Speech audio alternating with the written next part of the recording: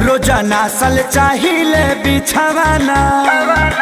AG हटी ना जान ले ले का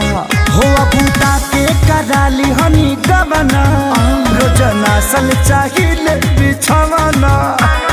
काच बजवानी सुनिए राजा जानी काच बजवानी सुनिए राजा जानी हमसे कुछ दिन दूरी औरी रही ना मानब का नान्हे बा हमरो उमर कमर लोटे साहिना नान्हे बा हमरो उमर कमर लोटे साहिना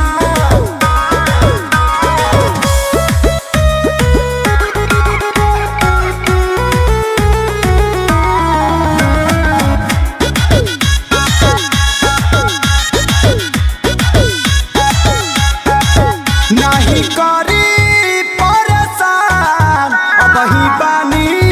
हम नादान से जिपा चढ़ी जानी फान लागे ललबलई कोई हम जान दूधा के दांत तुड़िए के दम लेब का नहीं करी परेशान अब ही बानी हम नादान से जिपा चढ़ी जानी फान लागे ललबलई कोई हम जान बड़ा लगी छोट नदी में थाही ना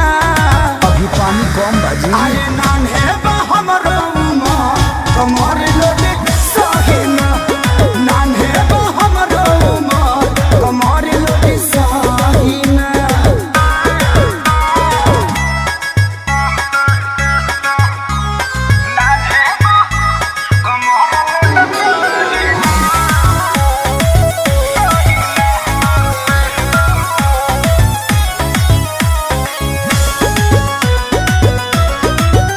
पानी दूबार कम जोर ऐसे गुड़ में फसाई